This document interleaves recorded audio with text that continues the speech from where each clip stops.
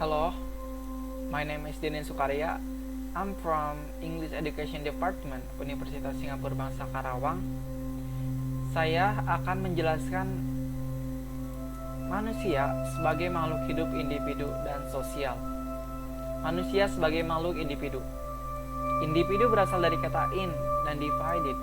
Dalam bahasa Inggris, in adalah tidak, sedangkan divide artinya terbagi. Menurut Dr.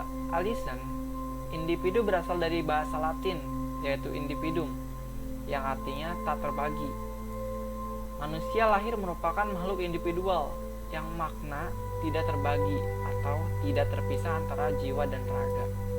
Jadi, individu adalah seorang manusia yang tidak hanya memiliki peranan khas di dalam lingkungan sosialnya, melainkan juga mempunyai kepribadian serta pola tingkah laku spesifik dalam dirinya. Manusia sebagai makhluk individu memiliki unsur jasmani dan rohani, unsur fisik dan fisikis, unsur raga dan juga jiwa. Seseorang dikatakan makhluk individu manakala unsur-unsur itu menyatu dalam dirinya. Seseorang individu adalah perpaduan antara faktor genotype dan fenotype. Faktor genotype adalah faktor yang dibawa individu sejak lahir. Ia merupakan faktor keturunan yang dibawa individu sejak lahir. Sedangkan faktor fenotype adalah faktor yang diperoleh individu dalam lingkungan, baik lingkungan fisik maupun lingkungan sosial.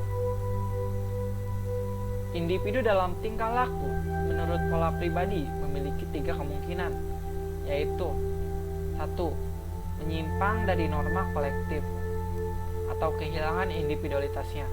Yang kedua, takluk terhadap kolektif. Dan yang ketiga adalah mempengaruhi masyarakat. Dalam perkembangannya, manusia sebagai makhluk individu tidak bermakna kesatuan jiwa dan raga, tetapi akan menjadi yang khas dengan corak kepribadiannya. Pertumbuhan dan perkembangan individu dipengaruhi beberapa faktor. Mengenal hal tersebut, ada 3 pandangan, yaitu 1. Pandangan nafistik, yaitu menyatakan bahwa pertumbuhan individu semata-mata ditentukan atas dasar faktor dari dalam individu itu sendiri, seperti bakat dan potensi, termasuk pula hubungan atau kemiripan dengan orang tuanya. Misalkan, jika ayahnya seniman, maka sang anak akan menjadi seniman pula. Pandangan yang kedua adalah pandangan empiristik, menyatakan bahwa pertumbuhan individu semata-mata didasarkan atas faktor lingkungan. Jadi lingkunganlah yang akan menentukan pertumbuhan seseorang. Pandangan ini bertolak belakang dengan pandangan nafistik. Kemudian pandangan yang ketiga adalah pandangan konvergensi, yang menyatakan bahwa pertumbuhan individu yang dipengaruhi oleh faktor diri individu dan lingkungan. Bakat anak merupakan potensi yang harus disesuaikan dengan lingkungannya yang baik sehingga ia bisa tumbuh secara optimal. Pandangan ini berupaya menggabungkan kedua pandangan sebelumnya, yaitu pandangan nafistik dan pandangan empiristik.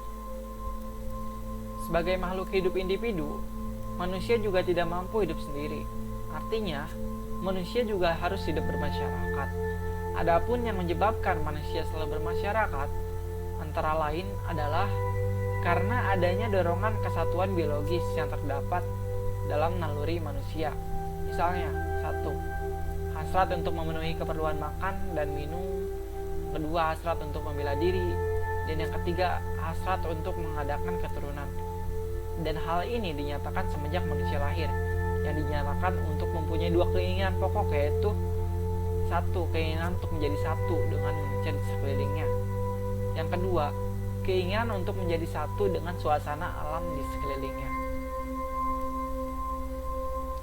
Selain makhluk individu, manusia juga bisa dikatakan makhluk sosial.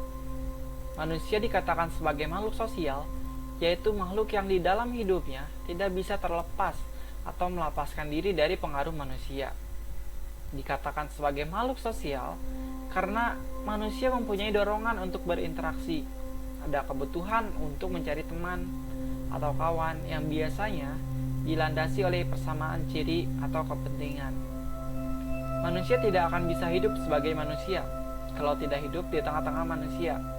Contohnya, ketika kita lahir atau ketika kita masih bayi, ia membutuhkan manusia lain, yaitu ibunya.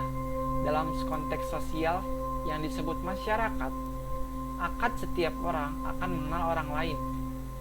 Oleh karena itu, perilaku manusia selalu terkait dengan manusia melakukan sesuatu yang itu dipengaruhi oleh faktor di luar. Manusia dapat dikatakan sebagai makhluk sosial karena beberapa alasan, yaitu yang pertama, manusia tunduk pada norma sosial atau aturan. Yang kedua, perilaku manusia mengharapkan penilaian dari orang lain. Yang ketiga, manusia memiliki kebutuhan untuk berinteraksi dengan orang lain. Yang keempat, potensi manusia akan berkembang bila ia hidup di tengah-tengah manusia. Nah, itulah tadi manusia sebagai makhluk individu dan sosial. Jadi, manusia adalah makhluk yang tak bisa hidup sendiri atau tidak bisa hidup tanpa orang lain.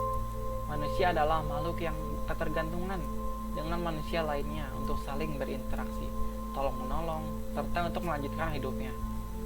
Kehidupan manusia adalah suatu dinamika yang memadukan manusia dengan sesamanya dan dengan lingkungannya. Dinamika itu tetap tidak pernah berhenti dan akan selalu aktif.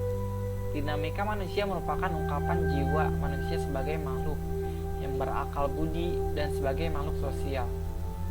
Hakikat inilah yang membedakan manusia dengan makhluk lainnya.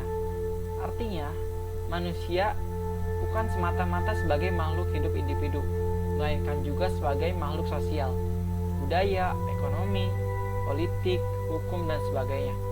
Dan aspek-aspek tersebut terdiri dari interaksi sosial, budaya, kebutuhan materi, kehidupan, norma dan peraturan, serta sikap. Sekian dari saya. Mohon maaf bila ada kekurangan. Terima kasih.